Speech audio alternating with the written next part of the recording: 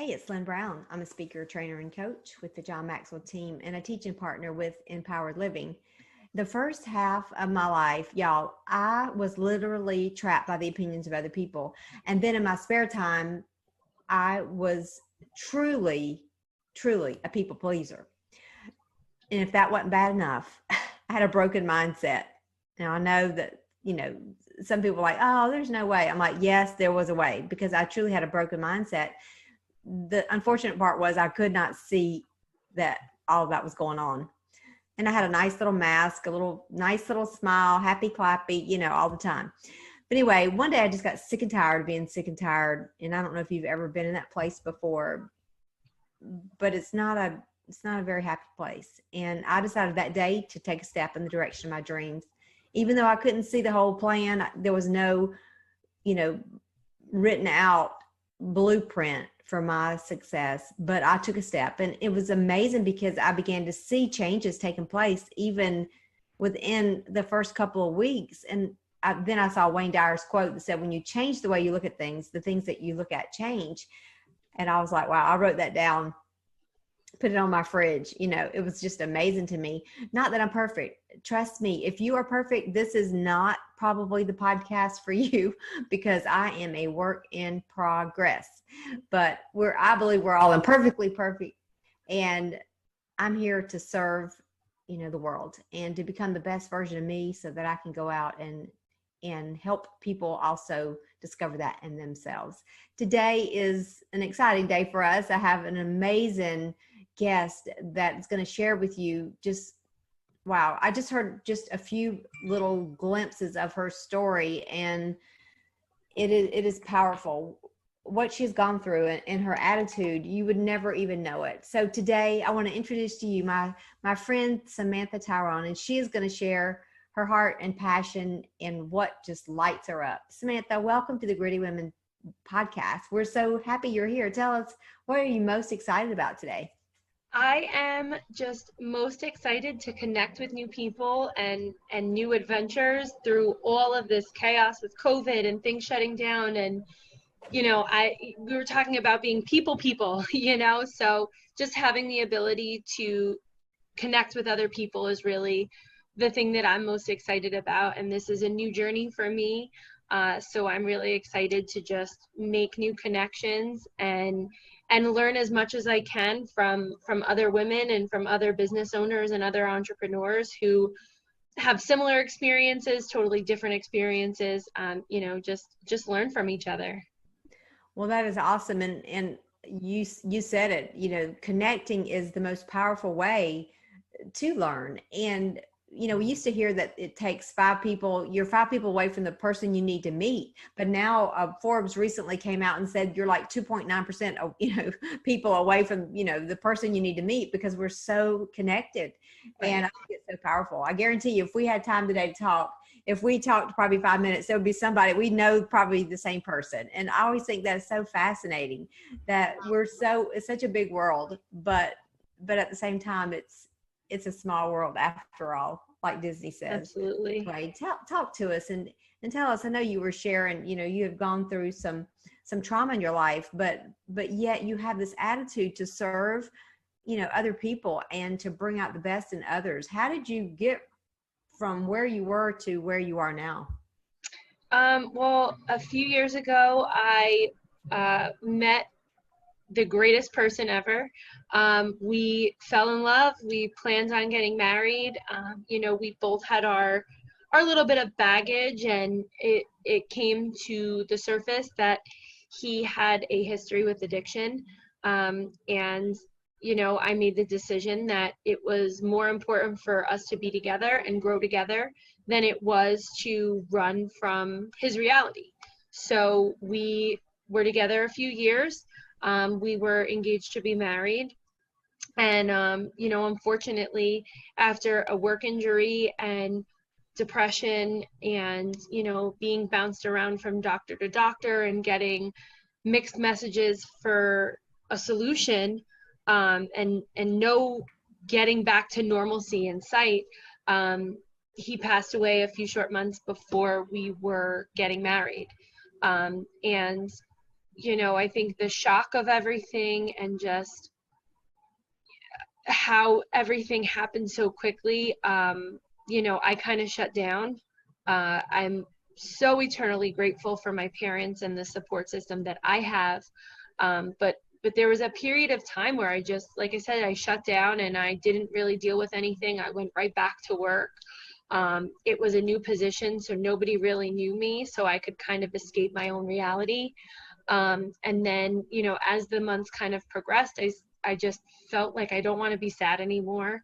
I have so much life to live, and not just for myself, but for him as well. I was very adamant about accomplishing a lot and doing it not necessarily in his memory, but to make it so that I didn't let his death kind of destroy all the things that I wanted to do. And I know, firsthand how easy it could be to let yourself get lost in what's around you and the people that you're with and that surround your life. But I decided to kind of separate myself from that, and I started two businesses within 6 months of his passing, because I knew I had to keep myself entertained and busy and occupied to not let myself kind of close in on myself. And so I started building those businesses. And as I got more comfortable with talking about what had happened, there was a post on Facebook from a friend of mine who had gone through something kind of similar, about a doctor who was nabbed for pill pushing.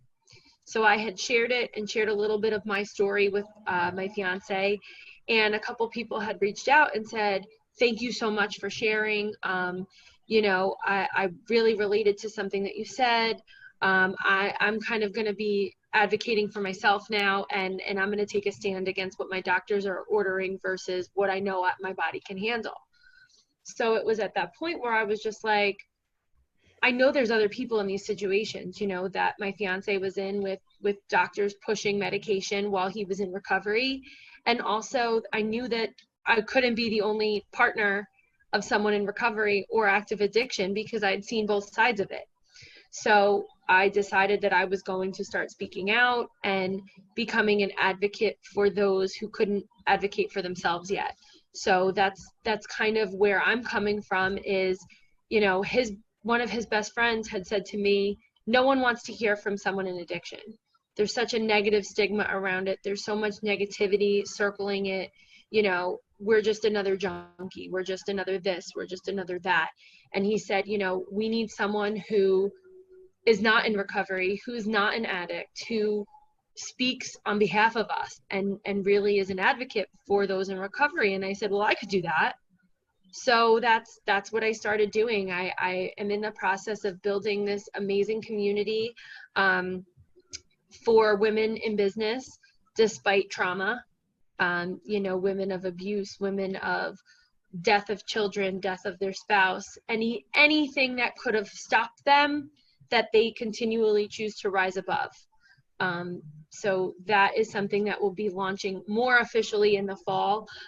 We had a small event planned for May, but COVID happened and canceled that.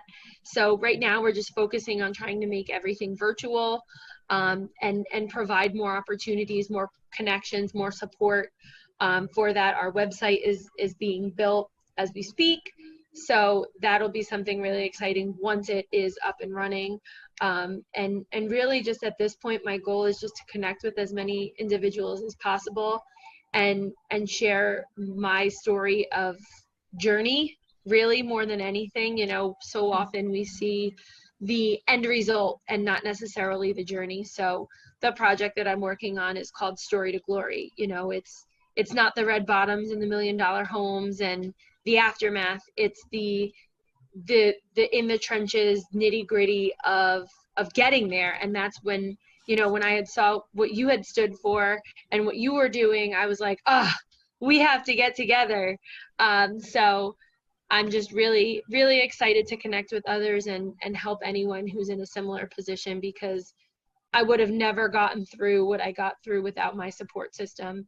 And from my best friend to a stranger I went to high school with that I didn't really even know, to an old teacher of mine, getting me through the darkest part of my life. So I just want to be there in any capacity as much as I can for whoever I can.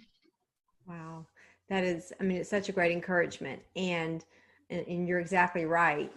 There's so many women and men, but that are out there isolated, that are feeling like they're the only ones going through this.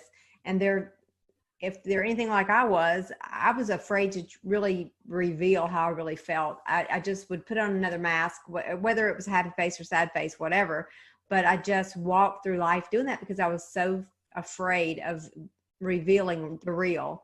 And once I got through that, through the help of coaching and just being in this growth environment that I'm in, I'm still in process. I mean, I'm going on 7 years, but I mean, my whole life has changed, but it took, taking these small steps, just like you did. Like you said, you were going through that experience after his loss, but you forced yourself out. You didn't wait for your circumstances to change. You created your circumstances. And that's, I think, the game changer for women, and is to realize it's not going to be from the outside in. It has to be from the inside out. And we have to stop looking and getting caught in comparison. I'm not enough, or I'm too much, or I don't have enough, or if my life was different, my zip code was different, my family was different, whatever the thing is, we are all we need. We are equipped. We are individually, perfectly created for greatness. And I totally believe that. And it's true. And so many women are like, how did you do it? I'm like, well, first of all, I hadn't done anything. I'm a work in progress, but I had I had a smidgen of belief there at the beginning.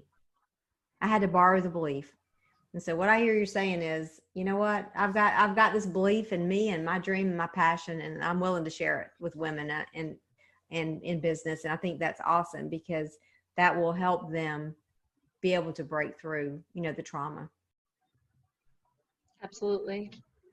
I love Brene Brown, and she is really, her work, her research really, when a couple years ago, my husband handed me a book and he said, I've read this and I think you might like it. Anyway, there was one little, like 3 sentences that truly began to change everything for me. And it was on gratitude. And it's really how the Gritty Women movement started, because she said, any trauma that we go through, and trauma is racism, trauma is poverty, trauma is loss of a loved one, trauma is addiction, trauma is eating a whole bag of cookie dough, or cookies or chips or whatever. Trauma can be, revealed in a lot of different ways. But she said, gratitude is the one thing that will refuel your joy.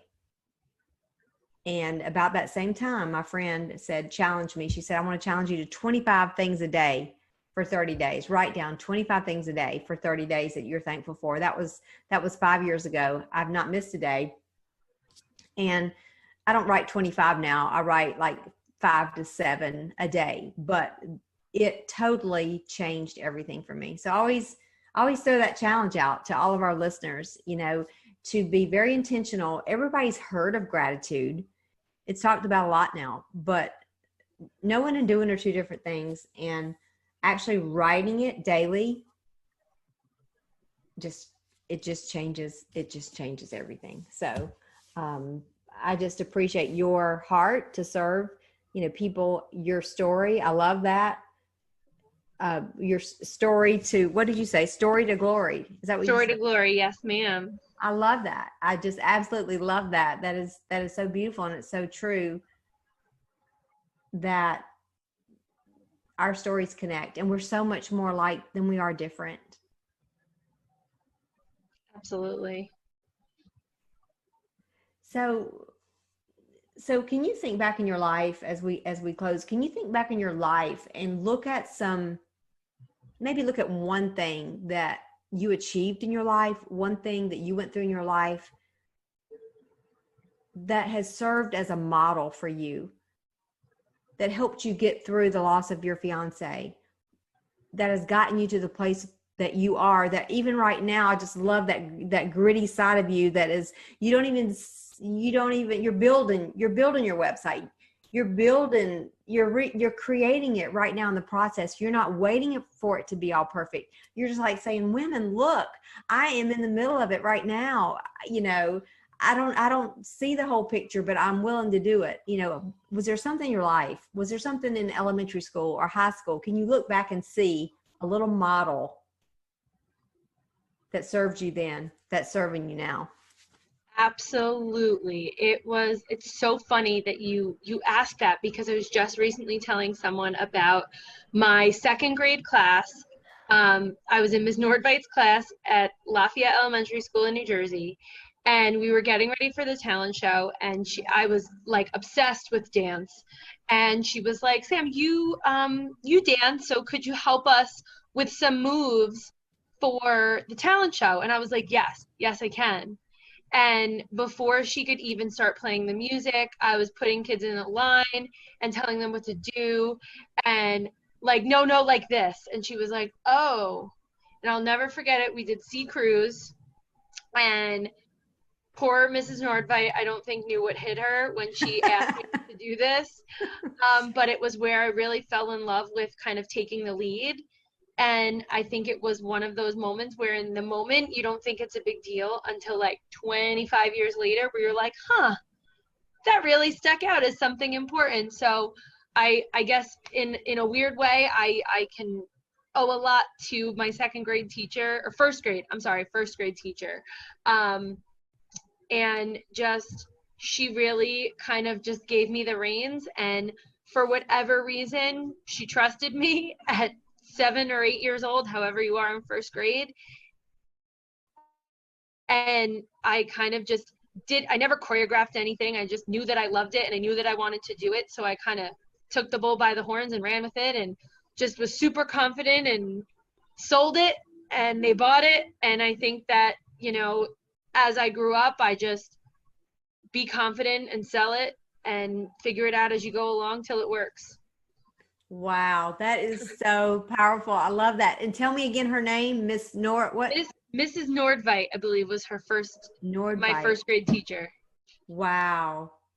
Do you have any idea where she is? I have no idea. It's so funny because I stayed in contact with a few teachers. I found my second grade teacher on Facebook. I run into people sometimes at like ShopRite or something, but I have to look her up and give her a shout, because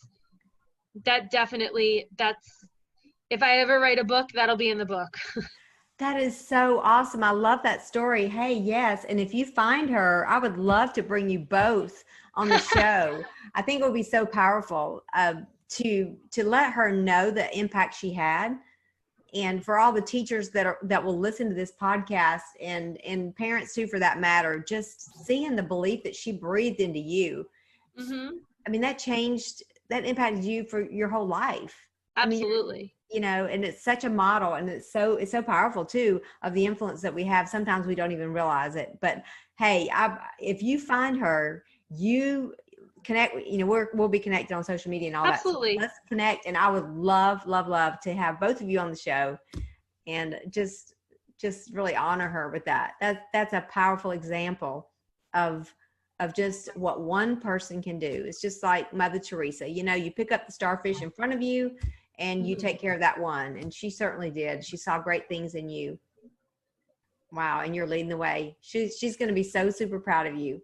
I hope I can find her and connect with her. That's the beauty of social media these days. Yeah, I bet you can. Less than 5 people. I'm thinking you're going to find her. You're going to find her fast. I'm going to look. That's awesome. Sure. That's so awesome. And as we wrap up, thinking about gritty, G is for gratitude, R, resilience. The I is for inspiring others. The 2 T's are for think tough, and Y is you do you. Which one really resonates with you? I gotta say, I think probably the R in resilience and the Y for you. In a lot of the different interviews that I've been doing, I've been saying, you know, you can't advocate or help anyone else until you're an advocate for yourself. And I think if my fiance was able to be an advocate more for himself, he would have had a better chance of standing up against addiction and really finding the power within to be the force that I saw him as, you know. So I really think the being resilient and keep on pushing forward and rising up no matter what, and the you really resonate probably the most for me. Wow. That's a great combo. And it's so true, because you got to have both to be able to do it. We're going to fall. We know that. We just keep falling forward. I love that. Failure is a constant companion to success. It'll never go away. So we just need to look at it like, hey, failure is my friend, you know? Wow. Well, thank you so much for sharing your time with us today. And we will, when we launch your podcast, we will put all your bio, your connecting, contact info with it, so all the viewers can reach out to you and connect. Awesome. Well, thank you so much for having me. I really appreciate it. And I'm so glad we were able to connect. I know I am too. Let's stay in touch. And you call me now. You text me whatever when you find your teacher. I will. That's going to be so exciting. I look forward to it. All right.